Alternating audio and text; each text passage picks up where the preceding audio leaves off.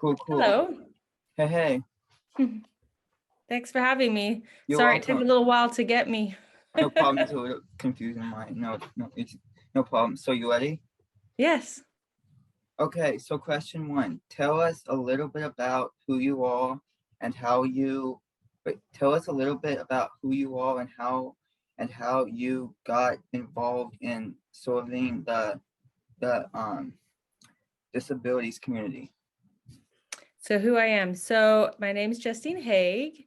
I am, I've have a son who's on the autism spectrum, and he's now an adult. So he's 24. And when he was little, he was very difficult. He cried, I would say 70% of the day. He had insomnia. He only slept 4 hours at night. And it was kind of hard to have a bonding relationship with him, because I felt like I was more like shepherding or helping him through life. And, in 1998, when he was born, there was very little resources for parents. But fortunately, I'm British, so I was living in England, and the National Autistic Society there just started a new parent training class, and I was in the very first cohort, cohort 1. And I learned all about autism. And when I realized what Daniel was struggling with, it completely changed my whole life and his life, because I was able to help him. And then I realized over time, his behavior, he went through a self-harming phase. And so it wasn't easy ride, and he's nonverbal. But now as an adult, because he's had amazing teachers and mentors, and of course, support from me and any resources I could find to help him, he is a very amazing human being. And he is very well behaved, and he's a wonderful young man, and he sleeps all night, and he works, and he plays, and he enjoys social activities. He loves going out. He loves being around people. He's highly sociable, even though he's not verbal. And before the pandemic, he was working at Nike, doing data entry, and now he's going to start again next week in more of a warehousing type job, which he is chosen to do.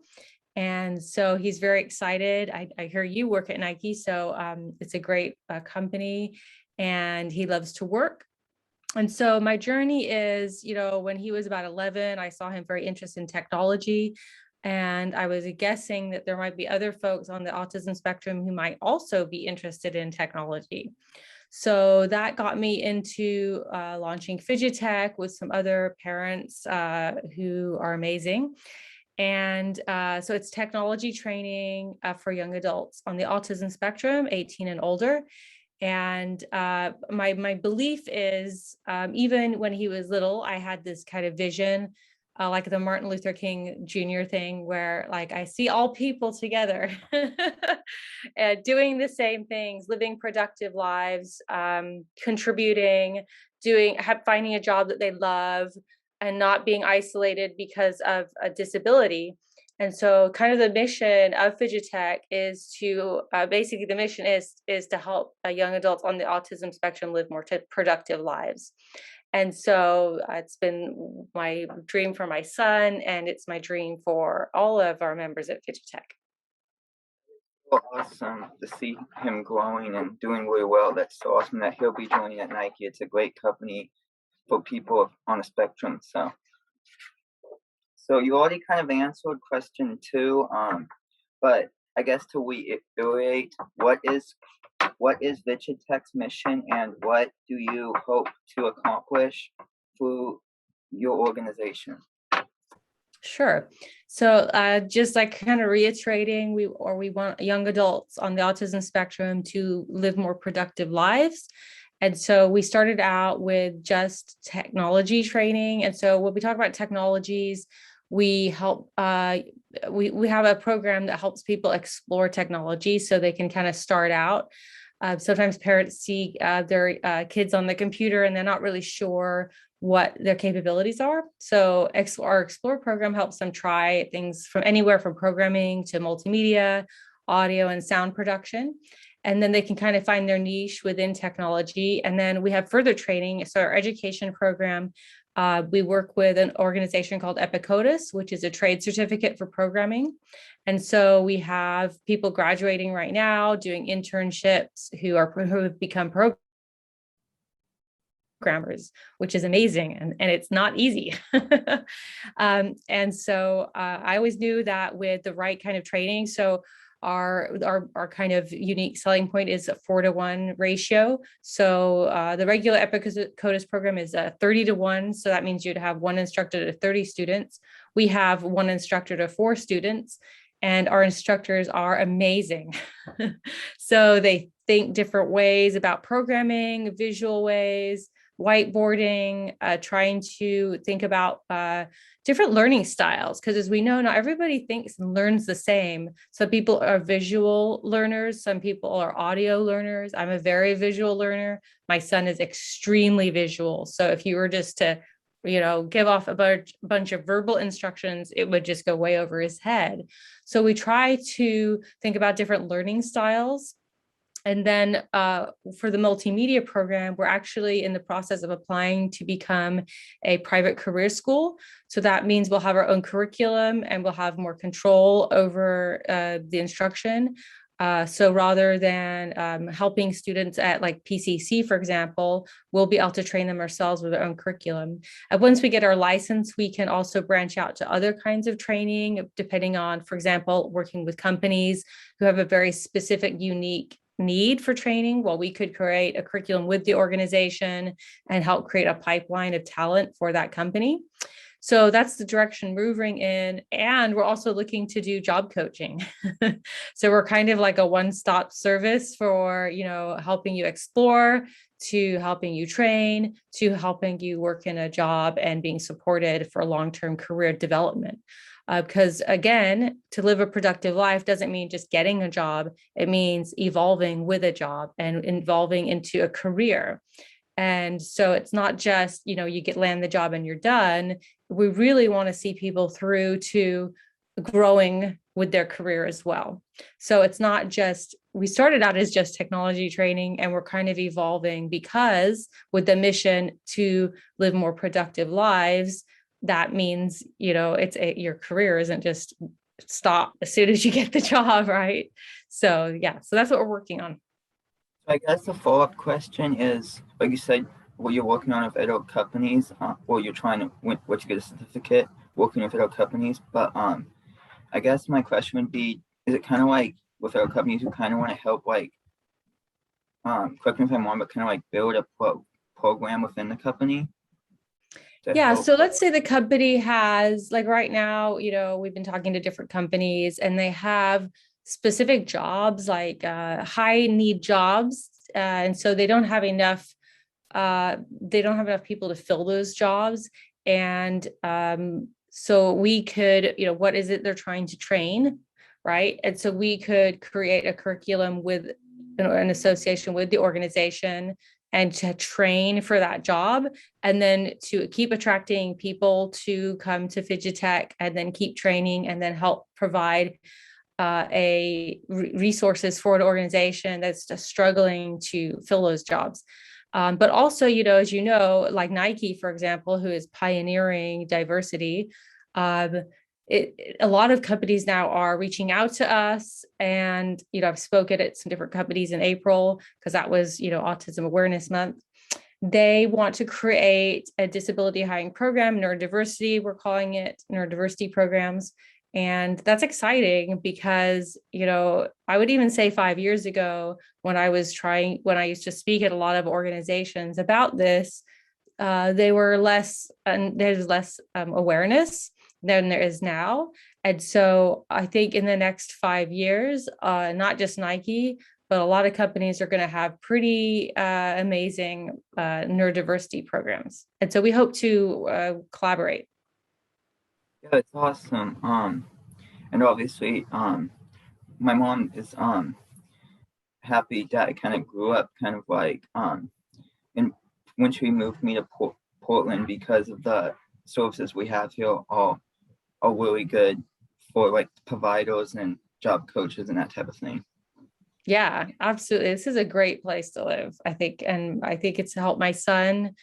We moved here in, oh gosh, 12, 13 years ago.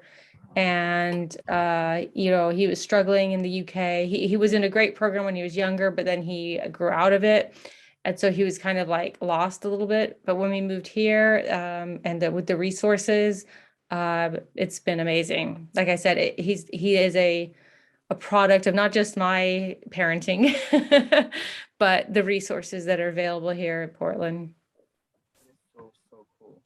Yeah, how can people emerge with Fidgetech as students or employees? Yeah. How could they get involved? Yeah. Yeah. So we have a pretty cool website. So fidgetech.org. Even if you just type in Fidgetech Portland, it'll come up straight away.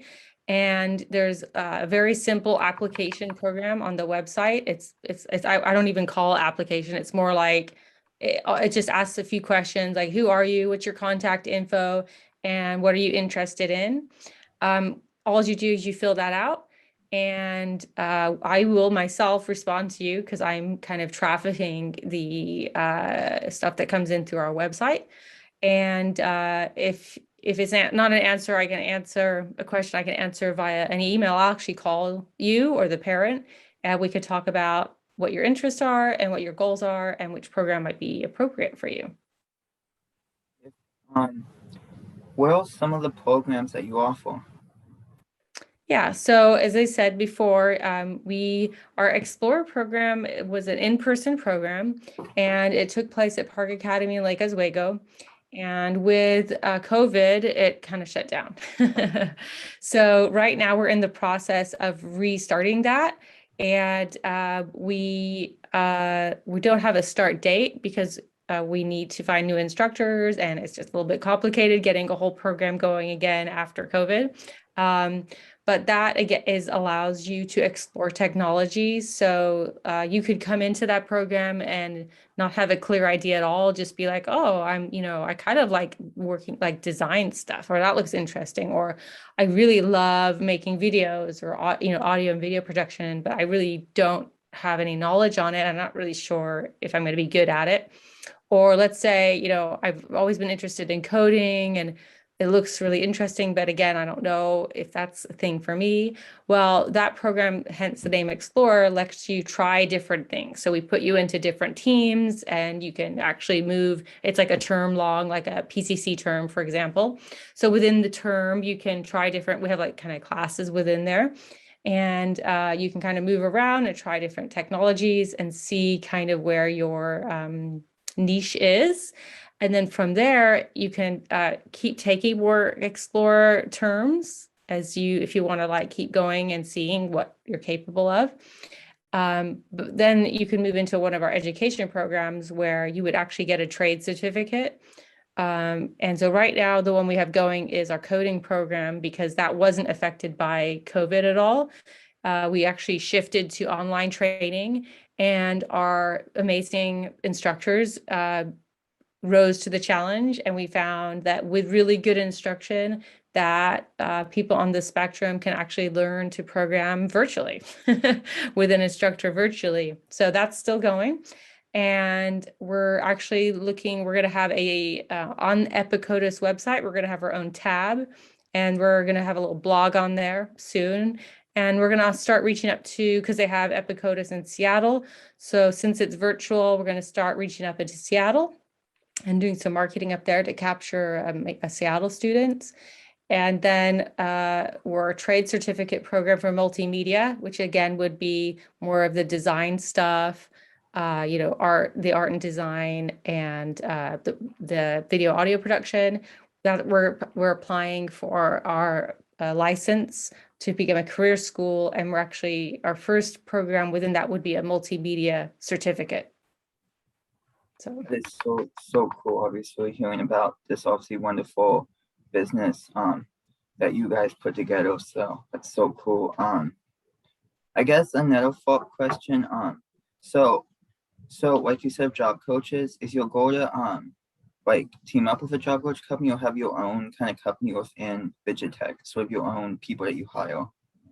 Yeah, so it will be like a sister company to Fidgetech. We don't know what it's going to be called yet, but something, so it's kind of like you see there's a bridge between the two organizations.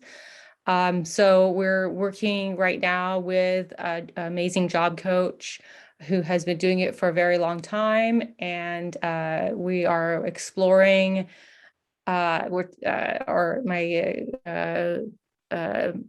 Jeanna Johnson, who is also one of the company directors and co-founder, is training right now through the job coach training to run the program. And so we would start it as its own kind of business. And it would be, yes, it would be, but it would be a Fidgetech job coaching. So what we would do is job coaching right now is for disabilities. Ours will be specific for people on the autism spectrum because it's a support to Fidgetech. And we would also look at doing day programs. So that would be, but our day program would be very tech focused. So we would, for example, have guest speakers from different technologies. We would go on like field trips, for example, we would try to go to different tech companies like Intel and do like, what's a day in a life? Because sometimes like in the Explorer program, you're like, I think I want a job doing this, but you don't, it's very hard. I was a business professor for 20 years. That's something I haven't told you. So as a business professor, I know a lot about education. I was running the graduate programs when I left, specifically our doctoral program, MBA programs. But I taught undergraduate classes, but specifically teaching MBA students, I realized that even at doing MBAs, they're not exactly sure what they want to do, and they don't really know what that career looks like. So part of our day program within that would be, again, exploring jobs so that they could see what it's like. Oh, maybe that's not exactly, that wasn't exactly what I was thinking it was going to be at all. So maybe, I need to be over here doing this. So that would be part of that. So it'd be very focused. And then, of course, our job coaching would be supporting people who are in, for example, maybe they're doing working at a media type job or a film company or whatever. And so trying to support them in that role, because it would be a continuation of our education program, right? So again, it would be innovating in that space. So it would be definitely a support to Fidgetech.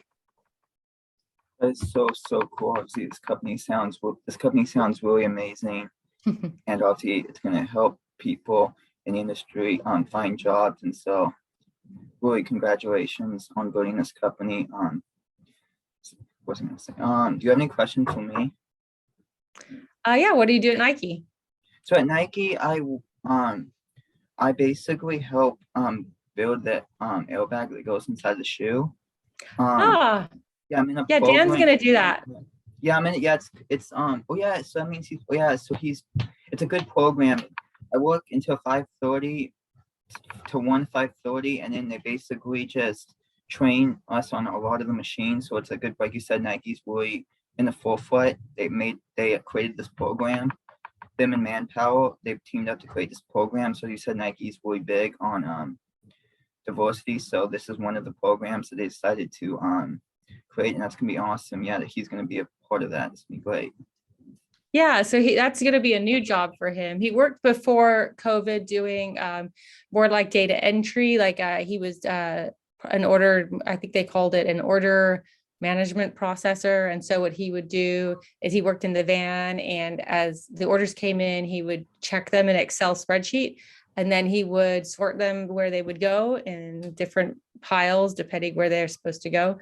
And so he was really fast at doing that. He really liked it. So he would do like 200 orders an hour because he's got pretty fast because it's a series of numbers and letters, and he's very fast at looking at. I think he has somewhat of a photographic memory for that kind of thing. So when this new job came up, I wasn't sure if that, because it was so different, but he was like, he went to, the interview, and he was super excited about it. And I think the people are great, in that area of the company. Well, they're great everywhere, but he was really excited to do it. So it's different than what he's done before, but I think he's going to start next Friday. At That's similar so, afternoon hours, yeah. that's so cool. I think Nike is a great company to work for. Let's see. So He's not verbal, and he has a speech device that he uses on his phone that case so he can ask questions or ask for help, or maybe if he needs to break or go to the restroom, he can communicate with his phone. that's awesome. So other questions I have for you. That's good one. So why did you start the podcast? What are your hopes, and who is your target audience? So my target audience, I mean, to start off, I decided to start a YouTube channel to help raise awareness for disabilities community, to help get providers obviously better pay. So because I lost a provider during the pandemic because they were able to, because providers don't get paid that well, and so I lost, and so that's why I started, because I lost a provider due to money, and so I want to help them get paid, and also raise wellness across not just Oregon but across the U.S. to literally get laws passed in different states that don't necessarily have disabilities stuff put in place, that to strengthen what we have in Oregon, but also help out the U.S. And also my target audience to help build the YouTube channel. It's not just people with disabilities. So like anybody can like subscribe to the channel if they wanted to. But the end goal is to help, like I said, raise awareness across the U.S. and to help strengthen laws for everybody with disabilities. That's amazing. That's a great initiative, and I'm really glad you're doing it, because we need to raise awareness. And whenever anybody asks me to do anything to help raise awareness for people on the autism spectrum, I will always do it. Because like you said, we got to get the word out there. And I've done a lot of public speaking over the years. Being a professor for so long, I've spoken to small classes. I've spoken to crowds as big as 800 people. So I don't really have that kind of shyness when it comes to public speaking. So if people ask me to speak, I'm there. I spoke to PGE and over in April, one of their lunch and learns. I've done kind of Intel lunch and learns as well. So kind of tech company lunch and learns. I do those as well. So. I used to be super shy growing up, and so what really helped me open up was the rethinking-college program. Yes. The one at PSU that I went through, that kind of was really good for me because it helped my self-confidence grow, and that's what led me to do this, because I want to help the industry that sort of helped me in a way. Yes. So that's yeah, growing in confidence is really important. I think that, young people, a lot of people, it's not just people on the autism spectrum. Again, working in education, so many people are, not understanding your contribution it kind of robs the world of what you can provide. And every single person is unique, and every single person has talent. And because we're created to use that talent. And so when you're too caught up in what other people look like, what other people are doing, how talented other people are, then you lose why you're here. You lose your contribution. And so it's very, very important not to look at what the other folks are doing. Steve Jobs, his famous Stanford commencement speech, he talked about this very issue, that don't let other voices drown out your own inner voice. And so he was had his eye on the prize. I mean, he changed the world through technology. There's no doubt about that, right?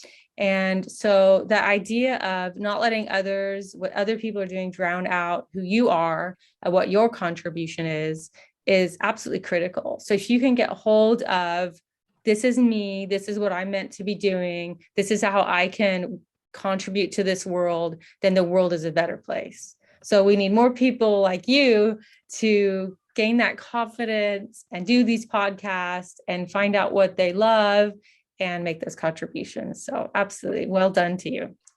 Thank you. Absolutely. Yeah. That's all the questions I have. So Great. Well, thank you so much for having me as a guest. You're welcome. Yeah, it was such my pleasure. Yep, absolutely. And have a good day at work.